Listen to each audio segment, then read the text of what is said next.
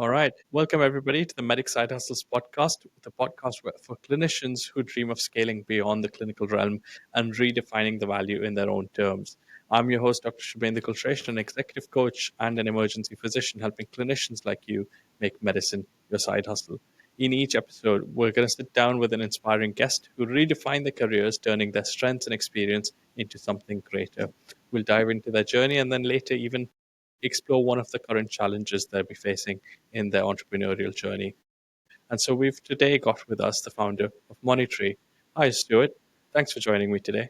Hey, thanks for having me. All right. Do you want to take a quick second to just introduce yourself to our audience? Yeah, absolutely. So I'm Stuart. I'm co-founder of a website called Monitree. So myself and my other founder, Sabrina, who is a GP, have been working on a business essentially to help healthcare workers. So we've developed a online platform to find everything you need in one place, whether that's jobs, paid research, or any useful kind of goods and services where we offer exclusive discounts. That's fantastic. And so your co-founder is a GP in your emergency medicine, is that right? Amazing. So both of you still practicing clinically?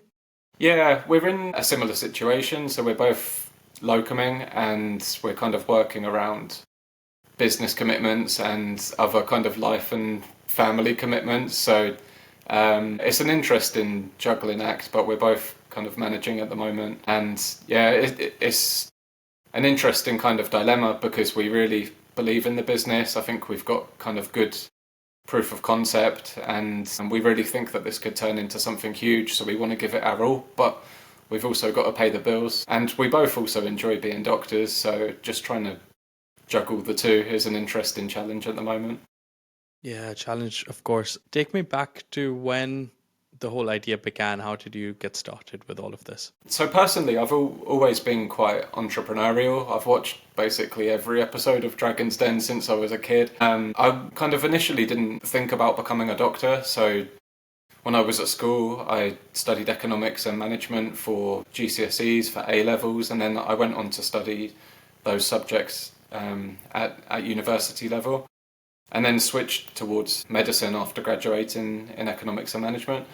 So I've always had this kind of interest and this background in the kind of business area. And then after COVID, I think both Sabrina and I, like so many people in the healthcare workforce, felt completely burnt out and just didn't quite feel the same about our jobs as we used to. So we kind of, through just conversations at work, realised that we both had this entrepreneurial interest, and then we wanted to turn our frustrations into something positive, hence why we've built something for healthcare workers, because we felt that this was like naturally an area that we can potentially help in, because we understand a lot of the frustrations from being healthcare workers ourselves.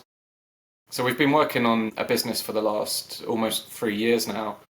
And the website that we've just recently launched is our second iteration. So our first venture didn't go so well, as is often the case with entrepreneurs doing things for the first time. And yeah, hopefully we have more luck this time. Yeah, absolutely. I mean, I've seen the website and I'm part of the website as a service provider as well. And it's absolutely fantastic. The user experience and the number of people you've got on there is absolutely amazing. I think, I don't know if you've got competition in this space, but I'm not aware of anybody else in this realm. I think as far as we're aware, there isn't any direct competition, and there might be a good reason for that. So we've kind of set ourselves an ambitious goal. I mean, developing any platform is tough because you essentially are starting two businesses. We've got two sets of customers. We've got healthcare workers and then we've got partner businesses, and we need to get both of them on board at the same time. Our early adopters seem to be doctors, which is what we expected. But we don't want this to be a platform just for doctors. We want this to be for everybody in every role in healthcare. So as far as we know, I don't think there's direct competition for a platform that is for everybody within healthcare, and that's what we want to build. But there is a lot of indirect competition, so there's a lot of platforms I'm sure you're familiar with that do specific parts of what we do. So there's a lot of resources that provide just discounts for healthcare workers. There's resources that show just locum shifts for doctors, for example, or just jobs within the NHS, and we're looking to do everything in one site. Amazing. So just give me a rundown of what's currently on your website. So we've currently got about 100 different opportunities, and they're quite varied. So we've got quite a few recruitment companies. Some are based within the UK, so they show NHS jobs, and some in private practice, in private healthcare. And then we're working with a few recruitment companies overseas, because we know there's an increasing trend.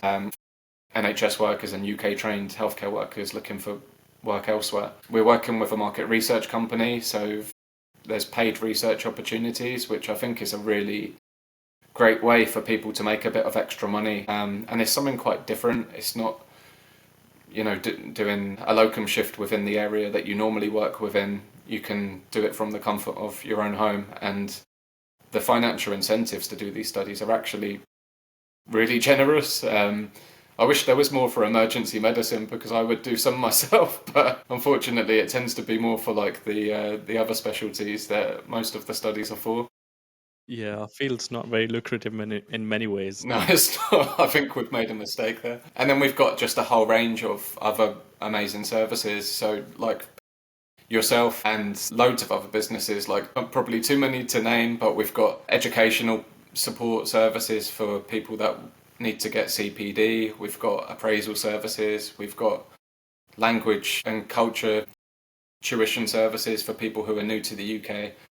All sorts of things. So really like a one-stop shop for everything, healthcare, for doctors, nurses, other clinicians. That's absolutely fantastic. Now, I want to dive a bit more into how this whole idea came about in your entrepreneurial journey a little bit. So you mentioned there were all these push factors of post-COVID, burnout and fatigue and frustration with the system, but you were also pulled into the entrepreneurial life because that's where your interests were and your passions were. How did you when you both started off Monitree in the beginning, what was the big vision? What did you want to accomplish through Monitree? I think that vision was and is, and I hope always will be, to just make life easier for healthcare workers. And the first iteration of the business was a financial wellbeing app. So we based this around the concept of Money Saving Expert, which is a platform I'm sure a lot of people are familiar with, which gives free kind of generic financial advice, or financial guidance I should say, for people living in the UK.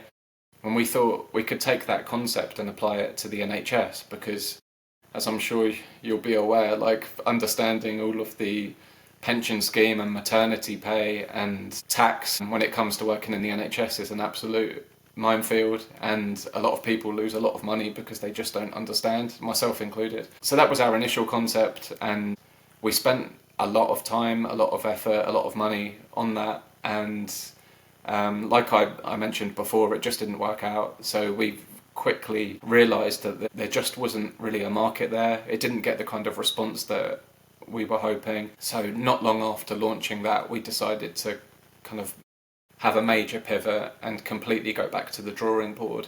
And we didn't want to move away from our overall vision of building something for healthcare workers, but we thought, what did we do wrong? And we kind of did a post-mortem of all of the stages that we'd gone through, and then we went back and looked at some theory, and it became quite obvious in hindsight, like it often does, about what mistakes we made. And then we've kind of, through fear of not doing that again, become really determined to kind of not repeat the same mistakes. And Okay, what would you say were your top 2 mistakes? that's a good question. Yeah, there's a lot to choose from when it comes to the top 2 mistakes. I think one for sure was the way that we conducted market research. So I think we did what's quite intuitive, and I think this is probably where most first-time founders fall down. So we created a survey monkey, and we sent this out to all of our warm contacts, and we asked them to send it on to their friends as well. And we just had 10 questions, which were mainly yes or no's about, what do you think of this concept? Would you use it? How often would you use it? We got about 350 responses, which we were really happy with. And the data was overwhelmingly, looking back, ridiculously positive. So we got, I remember one specific question, which was, it was our final question, and it just said, of everything that we've just proposed in this SurveyMonkey, would you use this app? And everybody, all 350 said yes. Apart from one, and that one, the only reason he said no is because he doesn't have a smartphone. So it was like a logistical reason, and I remember being quite annoyed that we didn't get 100%, but me and Sabrina were naively really celebrating how positive the responses were, and we thought this is going to be the next unicorn, like we've nailed it. And then when we launched the product, nobody used it. And then we looked back and we realized that we'd unintentionally injected so much bias into that survey. So there were so many loaded questions, and we went back and, like I say, looked at the theory of how you should conduct these things, which we should have done in the first place, but we were so keen, we just did it. And when we did our more recent market research for this current website, it was done in a completely different way. So we didn't conduct it ourselves, we got a third party to do it. We actually only interviewed 16 people, and that was intentional, and it was qualitative, and the data we've got from that market research is so much more reliable and so much more valuable than our 350 false positives. Quality over quantity, right? Yeah, for Made sure. such a big difference. Any top resources that you could recommend to our listeners who are trying to do this for themselves? Yeah, I mean, I think what's regarded by a lot of people as kind of being the Bible for entrepreneurs is the Lean Startup. So I've read that book, I think 3 times now, and I think it's just, every page is just gold dust. It's such a high yield book, and it's just so relevant for people who are starting out. So yeah, that would be by far my number one recommendation. And there's a podcast that I've listened to religiously for the last couple of years called How I Built This. So it's a US based podcast, and the host is American, and most of the entrepreneurs he interviews are American. There's a few from outside and there's a few from the UK, but still, like, the lessons are as relevant here as they are there. And I think for just generally getting a feel of where people have gone wrong and where people have succeeded, it's really good. And it covers such a cross section of different businesses. There's businesses that produce products, there's services, there's local businesses, multinationals. So I think that would be my personal top 2 recommendations for resources. Fantastic. I mean, beautiful choices. I've recently come across or been recommended the book called The Brain Audit by Sean D'Souza. I think that's also into how do you actually ask your customers or potential customers the questions to get enough information or the right information Interesting. to create your product. So yeah, really good resources there. Okay, so that's your mistake number 1. What would you say is your second biggest mistake that you're trying to avoid? I was thinking about this during answering point 1, and I think our second biggest mistake is spending too much money. So we read the theory of building an MVP, a minimum viable product, but we didn't do it. And I can't really explain why that's the case, but I think we just got so excited and we got this false reassurance from the misleading survey, and we just went all in. And I mean, looking back, I think if we still had that money ourselves, like, it would be very welcome. But we don't really see it as a massive regret. Like, we learned so much from the experience, and we wouldn't be where we are now without that happening. But yeah, we definitely went too far in with the first go, and we committed too many resources on something which was unproven. So yeah, we've been a lot more cautious this time, and one example of that is we built an app from scratch for the first iteration of Monitree, and then for this second concept, we want to build an app. We think there's a lot of advantages of having an app over just a website, like push notifications and other things which would be very useful for us and for our users. But an app is often a lot more expensive than a website, so we've started off with a website this time, and early signs are good, but when we start to get a little more proof of concept, I think we've got every intention of building an app, but we're doing it in a much more considered, sensible manner, which I think is the second lesson, really. All right. Money. That's always an interesting one for us clinicians to explore, isn't it? And most of the clinicians I speak to, once they do enter the world of entrepreneurship or anything sort of non-clinical, really, I think the perception of value and the role of money really changes. How did that change for you? And do you remember any particular moment when that happened? I mean, like, for me personally, and I think this is from some early experiences in life. Like, I've never been very financially orientated. And I'm not saying that to kind of come across as like some ultra humble person just because this is a podcast, but it's never been my ambition to be wealthy in terms of excessive material things. Did you grow up with a lot of wealth? No, I mean my parents have been comfortable, and I think they'd say that they're very kind of sensible with money. They always have been, but yeah, I'm certainly not wealthy. I'm just stable and not having to worry, which I think is a great place to be, and this is what I endeavour to have with my life and for my family as well. And I think over time I've kind of come to really realise what I suspected from a young age, which there isn't, in my opinion, a correlation between money and happiness. I think it's a bell curve, and I think you get to the point of maximum happiness a lot earlier than a lot of people think. I think there's a lot of data to kind of support that statement as well. So my kind of personal view towards money is that I want to have an amount of money to not have to worry. And that is still is a significant amount of money. And if I could, for example, pay off the mortgage, this would be great because this would take a huge kind of pressure that most people face in terms of rent or mortgage. So from like a personal objective point of view, like this is really what I personally aim to do. But I don't really want to live in a house bigger or different to this. I don't want to live in a fancier area. I'm not bothered about having a different car to the one that I currently drive. And none of these things are overly fancy, by the way. And yeah, I think that just stems from some kind of early life experiences. And the fact that we've both kind of gone into medicine means we've either kind of been... I imagine you might be of the same mindset, because it's certainly not the place to necessarily become super rich. No, not contrary to what a lot of the public think and what a lot of the newspaper headlines state. Yeah, not in the UK, not in 2025. No, thank you very much. And so of course, making money is part of the game and part of entrepreneurship journey. You're also in this to make a difference to other people's healthcare. I mean, other people in healthcare's lives.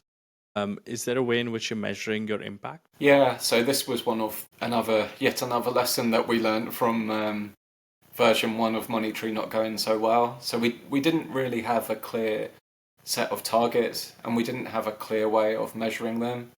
So when we launched, we got the feeling that things weren't going very well, and we got some basic metrics about how many downloads of our app we were having, but we weren't really able to know whether this was good or bad and what to do about it. So we've set this current version of Monitree up in a much more measured way. We've got clear targets of what we want to achieve at certain time frames, and on at least a weekly basis we meet and we go through the numbers, and we go through it in a lot of detail. And it's quite geeky, but I find it fascinating looking at the data that you can draw from Google Analytics.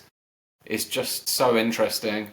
And I'm sure you'll be aware of this as well, but I mean, this is new to me, and you can see how long people spend on each page, where they click, and just looking over people's shoulder when I'm at work as well. They'll say to me, "How's the website going?" And I'll say, "Well, have a look." And I watch the way that they interact with the homepage, and 9 times out of 10, they don't do what I think they would do, and they don't do what I really want them to do.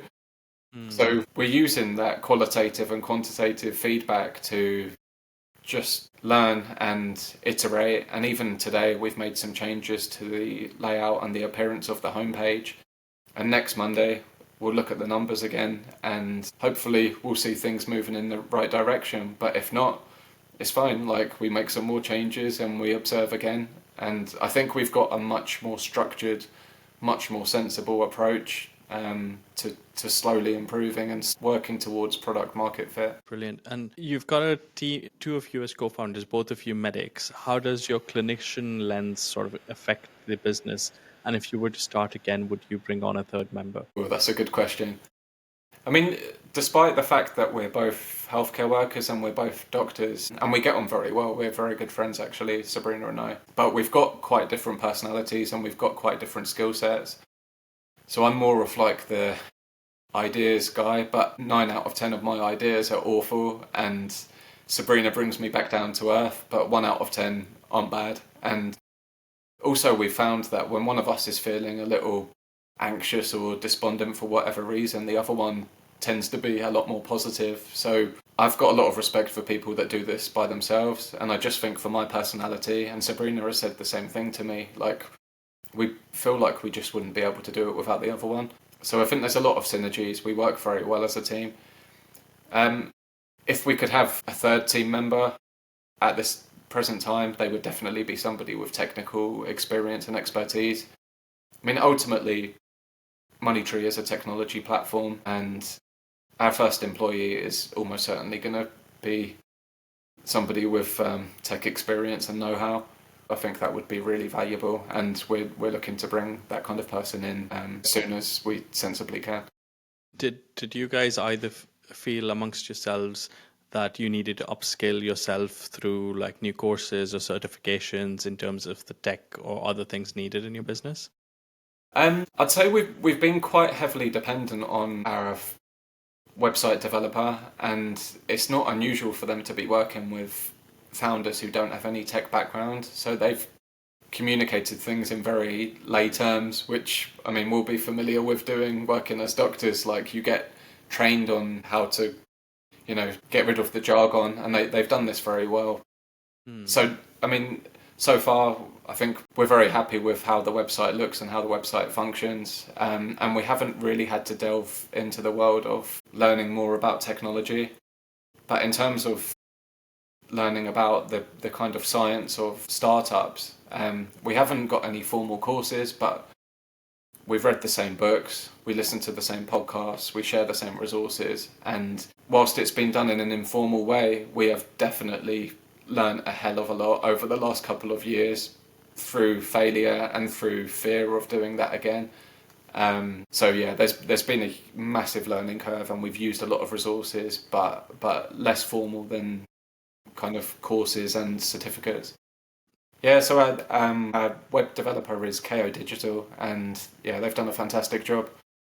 We're really happy with the look and the function of the website, and above all else, we just wanted it to be attractive and easy to use, and I think they've done exactly that. So yeah, we're very happy. It's fantastic. I mean, it looks amazing. And I remember we were sort of in touch a few days before your launch, and there was so much going on your side. Walk me through your memory of that launch day. Um, the whole launch week was just pretty traumatic, to be honest. Like, I don't mean to sound negative, and right now, like for the last, I'd say 2-3 weeks, we launched on the 14th of Jan, so what are we, like 3 weeks away from that now? So I'd say for the last fortnight, we've really enjoyed it. But for the first week, it was just overwhelming and stressful. I stupidly booked shifts in A&E, even on launch day. And this was just an oversight, like it wasn't really intentional, but we were just naturally kind of bombarded with emails from partners, confusion from healthcare workers. It wasn't all negative, but we felt like you only get one launch, you only get one first impression, and we just wanted everything to go smoothly. And there were some hiccups, there were some things that were oversights on our side, where we just hadn't quite thought about how the website would function when it went live, and we definitely could have done more testing, but we just were balancing that with not falling into the trap of analysis paralysis, where we keep delaying the launch of our product.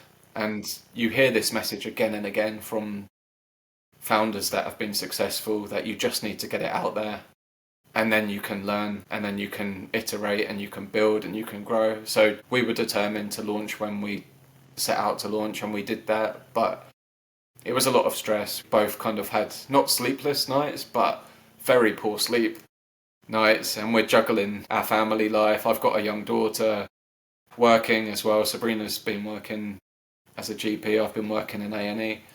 So yeah, it's not been easy, but we're on the right track, and yeah, we're both feeling very positive now, and we've had a bit more sleep. So yeah. Fantastic. Well done. I mean, I can't imagine how big of a thing it is because you've not just, like you said, you not just one customer, but two customers of the healthcare professional and your partners and providers. Question here that I'd like to ask is, do you think people have to leave medicine to be able to do something non-clinical? No, I mean, Sabrina and I haven't done that.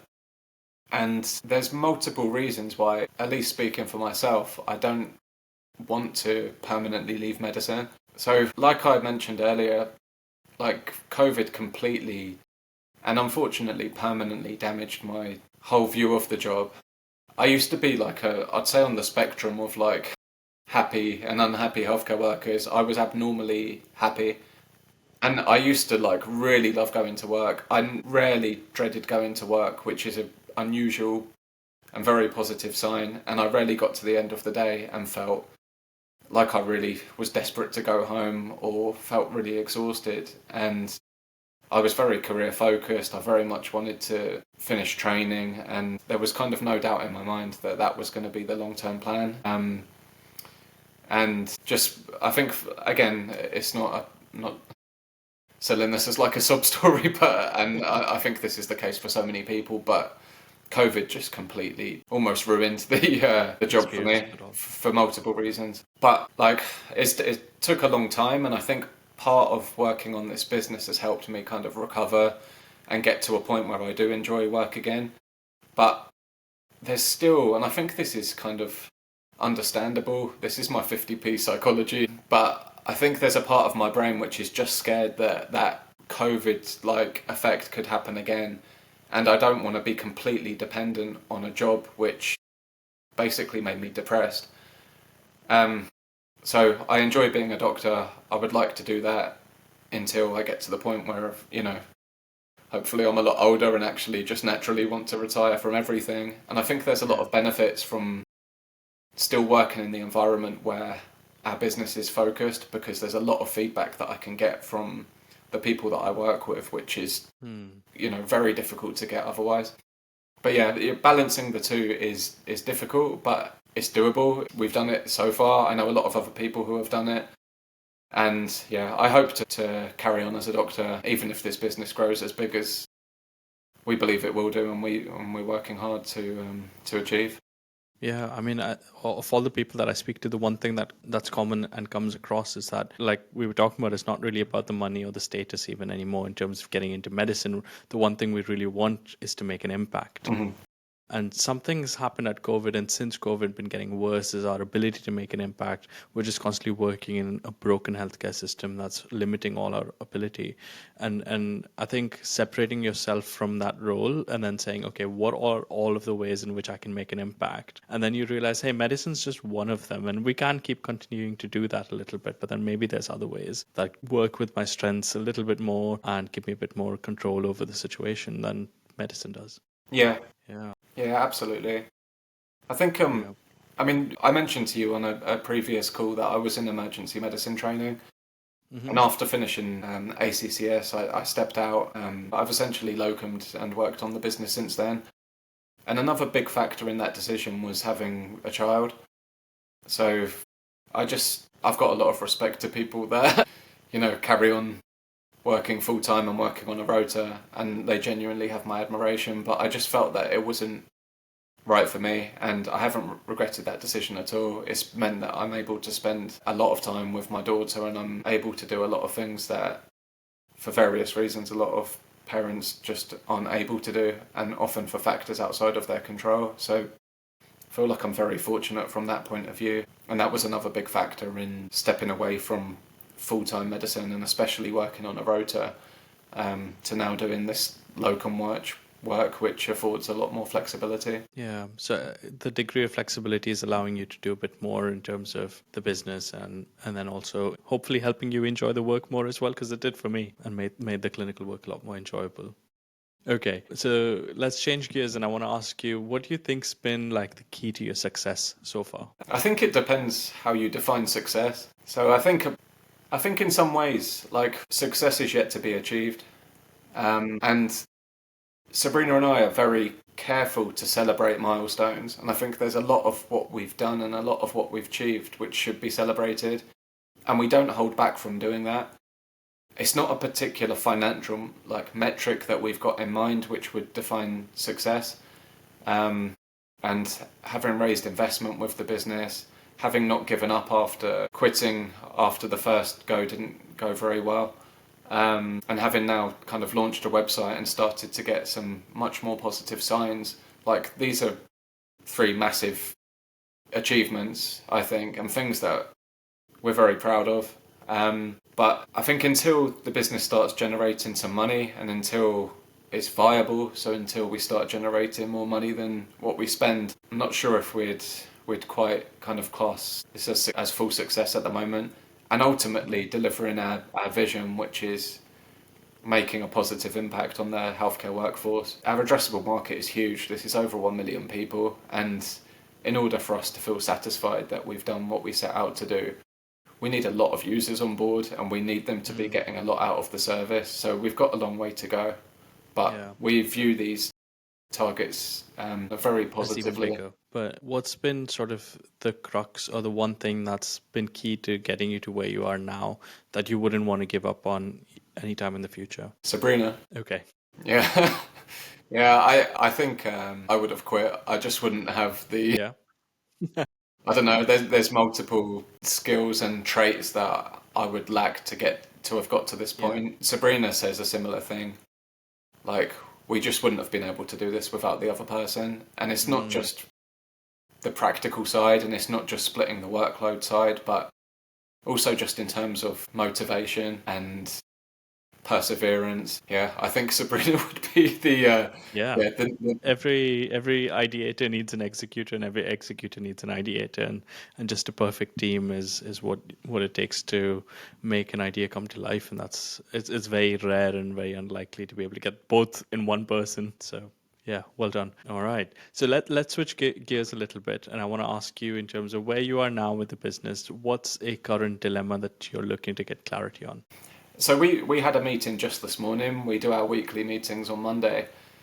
And I would say that our current dilemma is what we knew would be the biggest issue, which is getting both customer segments on board at the same time. And we're getting, I'd say, a little more traction with partner businesses than we anticipated, which is great. But there's some changes with the platform we feel that we urgently need to make to get better user engagement. And then we really need to get the user numbers up. I think from anecdotally, we've got very good feedback from partners. So when a healthcare worker views an advert, they seem to engage with it really well. And we know that we've already generated paying clients for multiple businesses, which is great proof of concept and we're really happy about. But we need to get more healthcare workers from our homepage to viewing an advert. And I think from looking over people's shoulders at work and from looking at the metrics on Google Analytics, we're still losing too many people to the homepage. So we've been working today on delivering our message a lot more clearly, changing the layout to make it more simple, because it seems to be offering value to healthcare workers who can get to the right point where we want them. And it definitely seems to be offering value to our partners. And this stuff actually is probably a lot harder to achieve. Yeah. But we just need to bridge the gap and get healthcare workers to the real key moment of viewing an advert applicable to them. And I think once we do that, we'll really start turning up our different marketing strategies. And then hopefully things will just start to kick off. So what would you say is the real challenge for you here? I think understanding our user persona, we still need to get a grip on. User persona. And we need to do that in order to design our product and to design our marketing in ways that really appeal to the core driving emotion that would get somebody to use our platform and to engage in it in the way that we think is beneficial for them. So we knew that this would be difficult to find straight away, and it's going to take time and it's going to continue to evolve.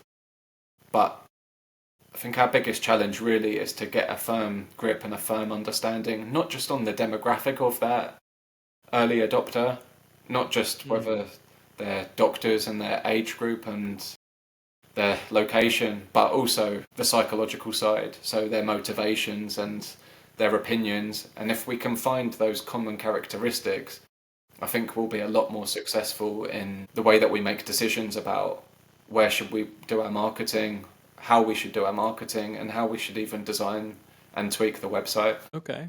All right. Amazing. And so figuring out your customer persona or the psychological aspect of the customers will help you get more user engagement, hopefully uptick in your business. If we were to sort of dive into this and talk about a bit more for the next 10, 15 minutes or so, what would be a valuable outcome for you at the end of that would make this worthwhile? So I think from what I understand of like startup science and startup theory, in order to achieve product market fit, there's a lot of definitions, but the one that I like and the one that makes sense to me is optimizing customer engagement, customer acquisition, and customer retention. Mm-hmm. And from what I read, the best way to go about optimizing these things isn't to try and do it all at once, because it tends to fail. It's to do one at a time. Mm-hmm. And engagement should be done before the other two. Okay. Because if we put out a whole load of marketing to healthcare workers and we draw 10,000 eyes to our platform, but we haven't worked out how to get somebody to actually use the platform properly, they might not give it a second chance. And similarly, if we find strategies to get people to repeatedly come back to the website, if it doesn't function as well as it should, the strategies just aren't going to work. People aren't going to come back to a website that isn't kind of doing what it should. So the metrics that we're looking at the moment, and the ones that we want to improve, and the ones that we think are directly related to understanding the customer persona, are really about engagement. So we want our users to be spending longer on the platform. We want our engagement rate to be higher. So at the moment, we've got over 20% of users who don't make it past the homepage. Okay. And we've made some pretty significant changes to the homepage today. So next Monday, we'll have a look at the numbers and hopefully... Wait, so you're saying your conversion from the homepage is about 80%? Yeah. That's pretty good, isn't it? Yeah, from what I read, but we want more. Okay. And I mean, the ultimate kind of proof of concept is really users clicking on an advert and getting taken to a third-party resource. Okay. I mean, if the site's working for all stakeholders, ourselves, partners, and healthcare workers, we want as many people doing that as possible. So fundamentally, the real key metric is outbound clicks, and we just want to get that as high as possible. So your ultimate goal is to get the clicks to the service providers' websites as high as you can.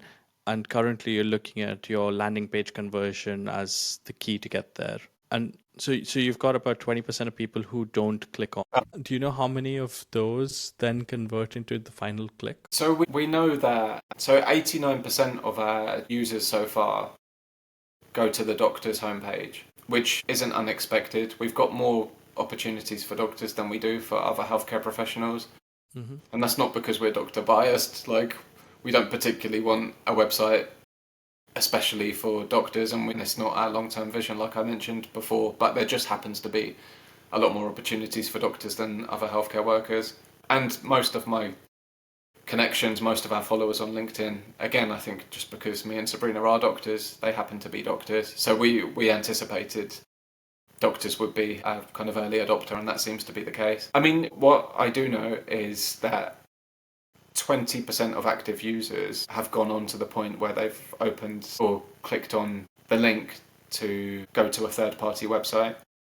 Okay. So we've got an 80% engagement rate of users going beyond the homepage. And of those 80%, from what I can understand from Google Analytics, 20% engaging with adverts. Okay. But those that do, the engagement seems to be good. So we've had positive feedback, including from yourself, actually. Yeah. Like, you are getting quite a lot of traffic through from the website. So we really need to get a kind of firm understanding of these numbers, because they're vital for the business. But yeah, I think just improving that flow of users through the site and then going to a third-party website that interests them is going to be what we're really trying to nail at the moment. Yeah. So you've got about a 20% drop off at your homepage, but then you've got about the other 60% dropping off after going on to the services or the ads page. Just as I get this correct, was your focus on the homepage, or did you mean the ads list to convert into the clicks? We want to address both, and I think Okay. part of getting the conversion up of people clicking on ads is just going to be how many ads that we have on the platform. Okay. So naturally, as we've recently launched, like we've got over 100 ads now, which we're pretty happy with, but we want a lot more and we need a lot more. Okay. So for any individual healthcare worker who is in a particular location, they've got their own personal circumstances, they work in one part of healthcare and they do one job role, there's only going to be a few opportunities that are relevant to them. So in order to make this, useful for a huge number of healthcare workers with all of these different backgrounds, we need hundreds of adverts live at any one time. So we're working hard to build up that base of adverts, and I think that alone will increase our conversion of people clicking on adverts. By having more number of adverts, you think there'll be more adverts that are relevant to that particular person? Okay. Is there any way in which you can sort of rejig the presentation for that one client that's on that page? Yeah, I mean, we're definitely open to change and to ideas, and we've already made some pretty drastic changes based on, evidence and based on feedback, which I think is exactly what founders need to be doing. Yeah. So yeah, there's definitely scope to change the user journey if we find kind of evidence to suggest that would be beneficial. Okay. I guess instead of relying on another 100 ads to come in with the ads that you have now, what are some of the things that you could do to increase the click rate? So one of the things that I noticed from observing some of my colleagues using the website for the first time was that they got lost. So we realised that the navigation on the website wasn't where we thought it was. So the developer are currently making some changes just to improve user navigation so that people know where they are, they know how to get around the site. And I mean, this isn't meant in a critical way, and I include myself in this group, but we're all so familiar with technology. It just works so well, it's so easy. And even putting in one unnecessary step into a journey on a website or an app can be the difference between somebody getting full use out of that website and shutting it down and never looking at it again just because they found it annoying. So I'm hopeful that some of the changes we're currently making are going to improve that user journey. We've taken out a few steps to make it more simple, and we've added in a few features, like a few things like color coding and just improving the language that we use just to make it really clear and really simple. Okay. What I'm remembering is I think there's a video on YouTube about bad doors. Have you seen that one? No. There's a whole host of people, including myself, who are very annoyed with bad doors. And it's just human behavior that if you've got a door with no handle, you're bound to push it. And if you've got a door with a handle, you're likely going to pull it. And then there's doors everywhere with the wrong thing on the wrong side or handles on both sides. And then even though it says push, people would pull it and it wouldn't work. It's just user design. So that's really interesting and really getting into the psychology of the people coming onto your site and how do you get them to do what you want them to do whilst serving their purpose, right? Okay. So there's a couple of things in there in terms of your user experience that you can improve. Is there anything else that comes to mind in terms of what you could do? So what we've changed today is like the main slogan of our homepage. It turns out it just wasn't very clear, and we've got this 20% drop out from the homepage, which I think is partly because of unclear messaging. And when I was observing colleagues using the website for the first time, they just didn't understand what it was about. They were asking me, what is this website for? And I obviously gave them an answer, but I was thinking I'm not going to be standing next to 99.9% of people when they view this website, and if it's not clear to the people that I'm watching, it's probably not clear to most people. It's a challenge when you're trying to do something so broad. So we're making a platform which basically has everything for everybody.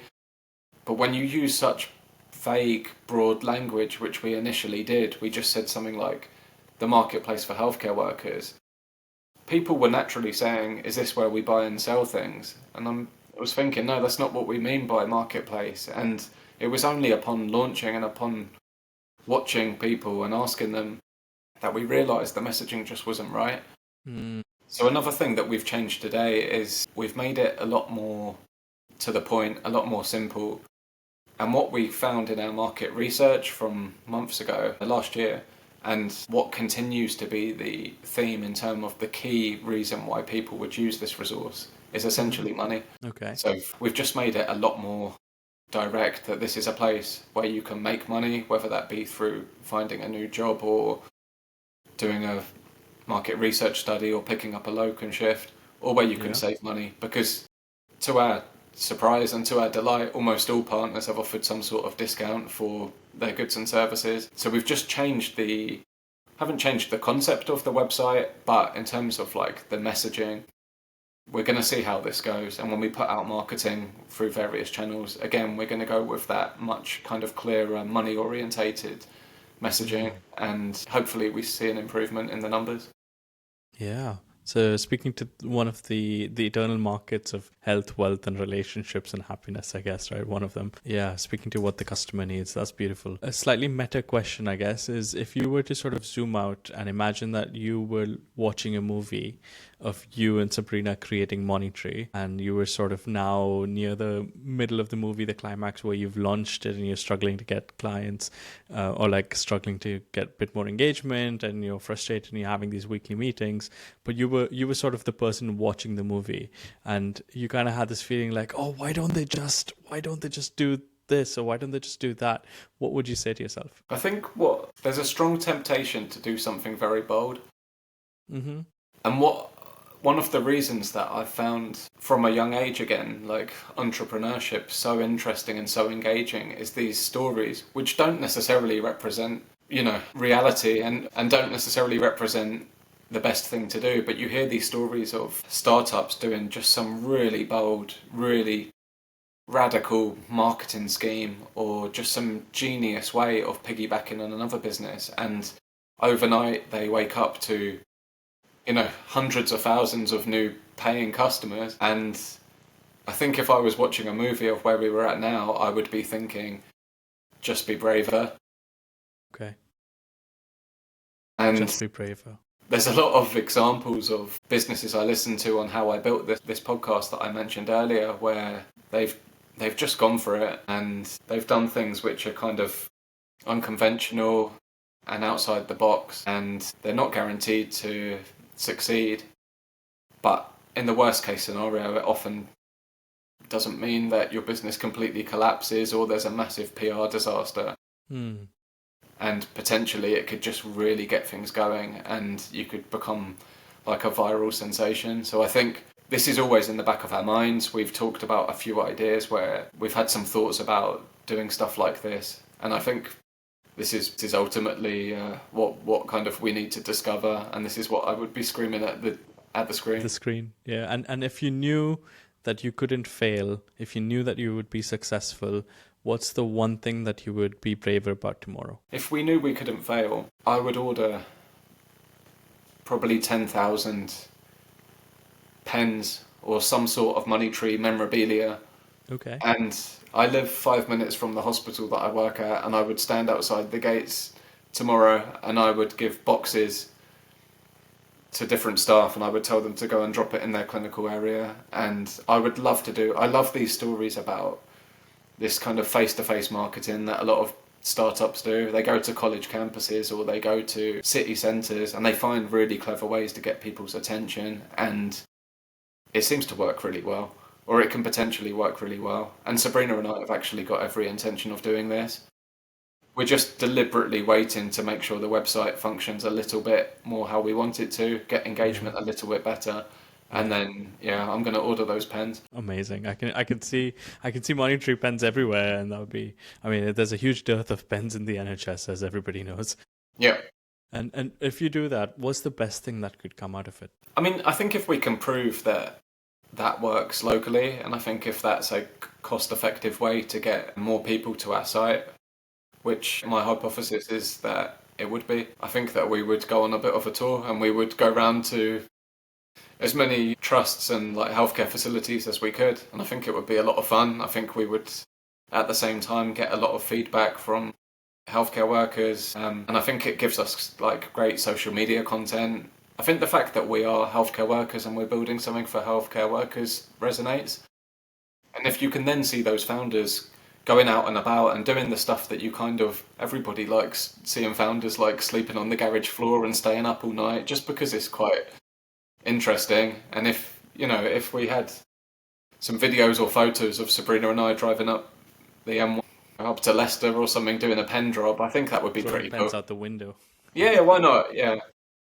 Yeah, so yeah, I like we genuinely really want to do that, and we've got every intention of doing that, but we're just waiting for the right time because I think my wife will kill me if I order 10,000 pens and then they sit In the upstairs. garage, yeah. And how will you know when the time is right? I don't think we're too far away. Like we just want to tweak and we just want slight improvement with engagement.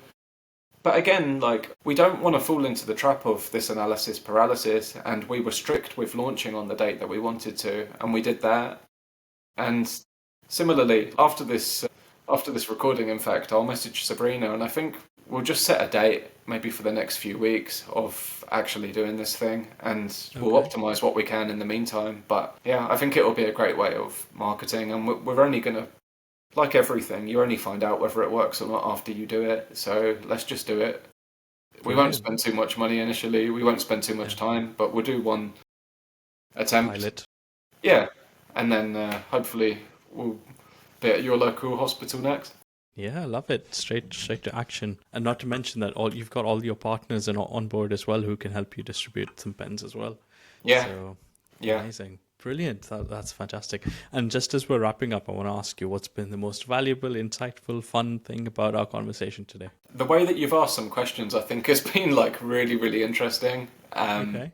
And I think it's made me think about things in a way that I hadn't done previously. I think asking about the two biggest mistakes from our first version is a great question, and I thought a lot about the mistakes, but I think when you put them in order of like what are the two biggest ones, it actually rephrases the way that you think. And I think I stand by the answers that I gave. And your answer about like watching your current situation as a movie and screaming at the screen again, like it just detaches you from all of the emotion of the here and now, and it's a great way of like just looking at things from an external point of view, which is a great thing to do in kind of any experience in life. So, yeah, I think the way that questions have been phrased has been really interesting. Fantastic.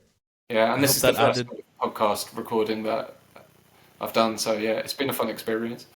Fantastic. It's been so good to have you, and I think this is such a valuable and useful conversation for everybody trying to think about making medicine their side hustle and looking at how to expand, go from their ideas to actually creating something out there in the world. So thank you everybody for tuning into Medic Side Hustles. If you're wondering whether you're ready to make medicine your side hustle, try my quiz in the description below. I'll leave links to Stuart's LinkedIn and obviously to Monitree as well. The quiz is quick, insightful, and designed to help you understand where you stand and what your next steps could be. Do you have any last actions for our audience members to it? I mean, we're learning all the time and we're building this for healthcare workers. We want it to work as well as possible for healthcare workers. So please take a look at the site and let us know your feedback, good, bad. It doesn't matter. Fantastic. So I hope the conversation sparked some ideas and inspired you to think bigger about your career and your impact. Until next time, stay curious, keep solving big problems, and remember, you have the power to create something extraordinary. See you soon.